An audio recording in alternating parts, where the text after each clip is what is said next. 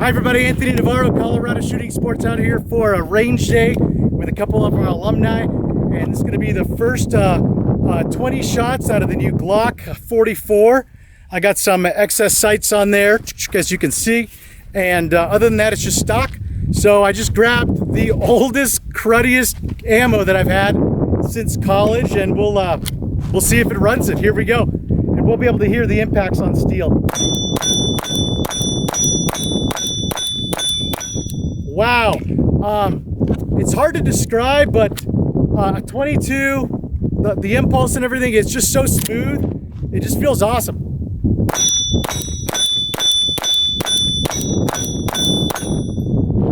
If you notice, it did not lock back on the last round on the first magazine, but like all 22s, they need to break in a little bit, but 100% reliable out of that. And I'll turn the camera around real quick. We're at about 9, actually more like 11 yards, but we'll take a look and zoom in. I was just kind of dinging them out, but we were shooting at that, let me get the camera softly moving here. We were shooting at that guy right there, just kind of ripping him out. And we're gonna put about, probably about 1,000 rounds through it today. Here they are. Here's some of the police trade-ins that we've been working on. I've spent about 3 weeks tearing these apart to the last screw, rebuilding them, replacing some parts, brand new safeties on these law enforcement trade-ins. Some of them got new sights, new safety, some other stuff. But I want to pay some attention to this guy over here. This is actually one that it's a collaboration with me and Mark. I shortened up the stock, which reduces recoil, put on some ghost ring sights. Mark coated the whole thing in this sexy looking black color, so you can kind of see that transformation. So give you an example, Mossberg is selling a gun that looks just like this called the Retro 590 for about 900 bucks. And we're selling these completely rebuilt LE trade-ins for about $399. And that just shows you kind of the path you can keep going, even though they're fully functional and ready to rock in that configuration. So come check them out.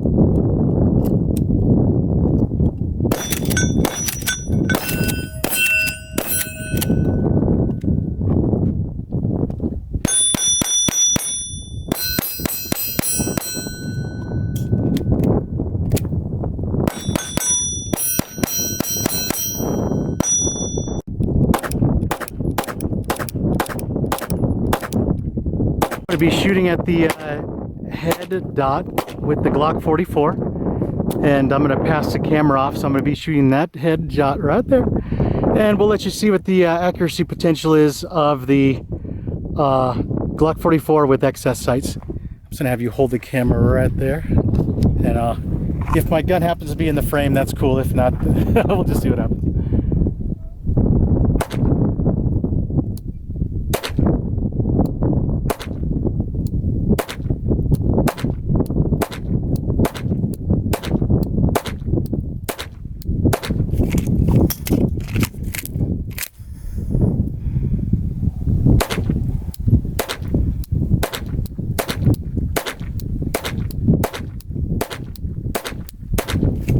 And we'll go take a look, but we have one hole.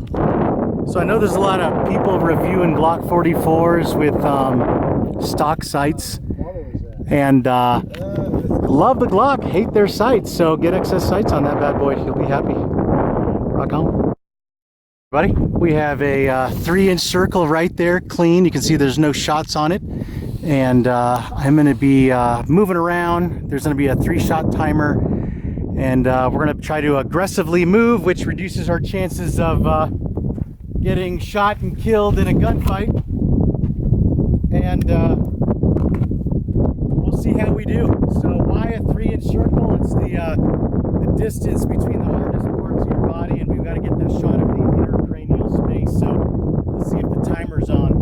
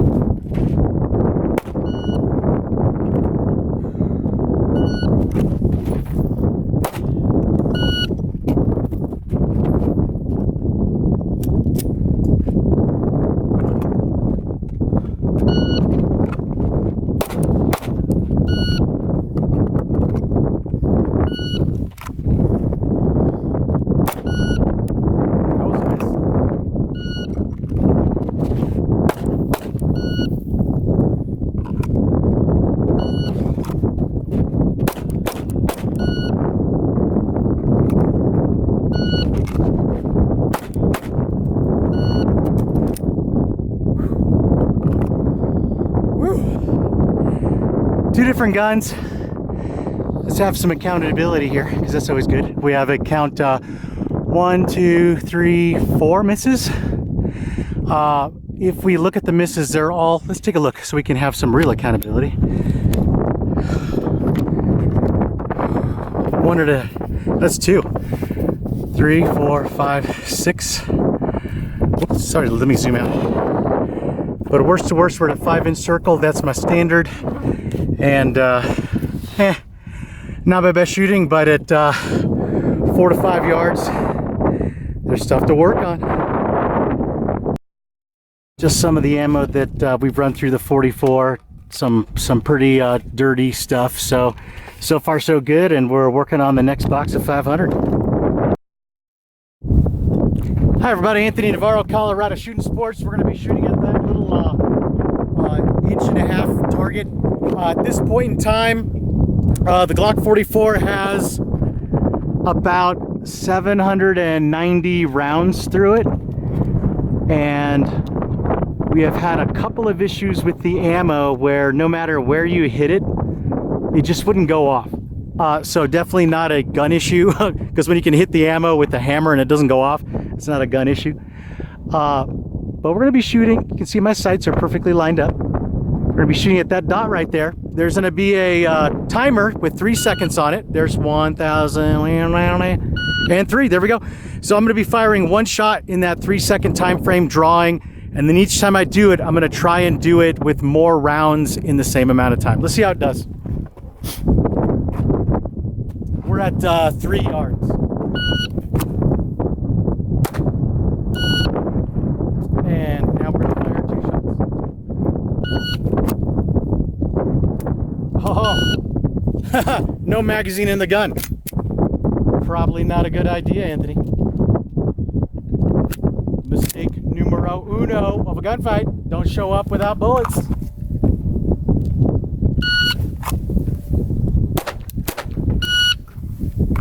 Now we're going to fire 3 shots.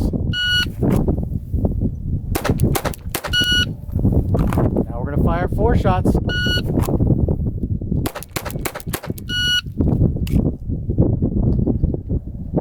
Now we are going to fire 5 shots.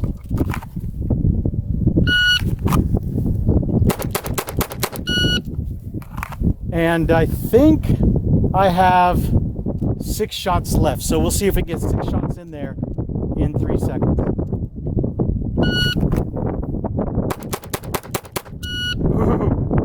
Ooh.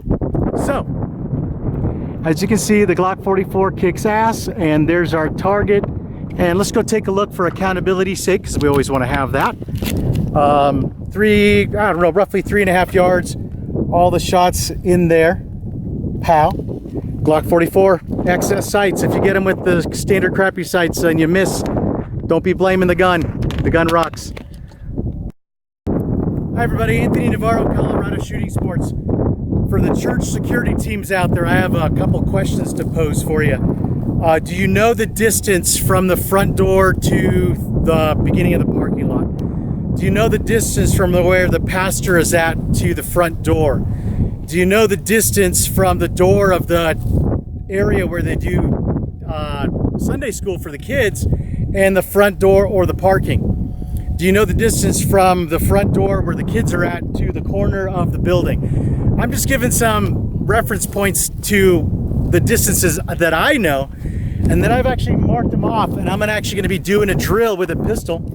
So right about there's a stapler on the ground, and that is the distance to the target from the bathroom to the front door of my church. There's a medical bag right there. That's the distance from the pastor's area to the front door.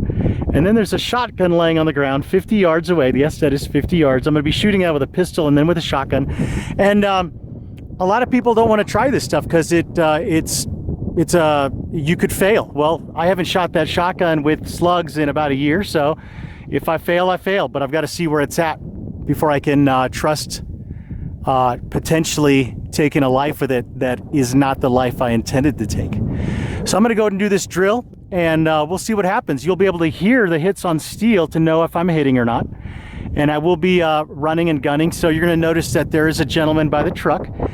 At no time will my gun be pointed at him. As a matter of fact, even when I'm shooting this way. But a lot of people that don't actually practice gunfighting will think that I'm breaking a firearm safety rule, and I'm not. You got to get your head squared on straight if you're talking about shooting and training for a gunfight. You'll also notice that during the entire time I'm running this drill, my muzzle as I'm running with my pistol is straight up in the air, where there's no possible chance I could hurt anybody. Let's go ahead and see what happens, and we're going to risk failure, and we're going to see what happens. That target, by the way, is smaller than a man's chest. That target right over there. Smaller than a man's chest by about half. So we'll see how it goes. Here we go.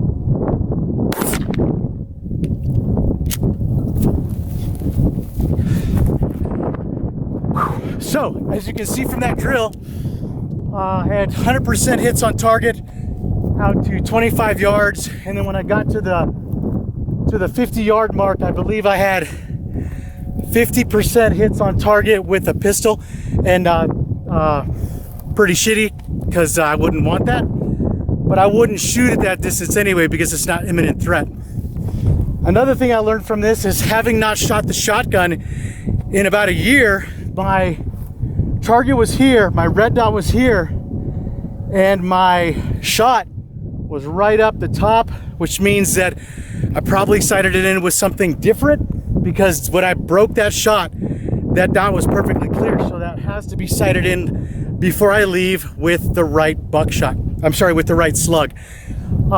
So anyways, if you're part of a church security team and you have a bunch of people that have a concealed weapon permit, in my opinion, that's just the admission price you pay to the horrible situation you're about to inject yourself into if you don't train. If you just pat your ego and say you got a permit and a gun, you're literally a huge part of the problem, and you shouldn't shoot your gun. Just have it ready in case, but don't shoot it.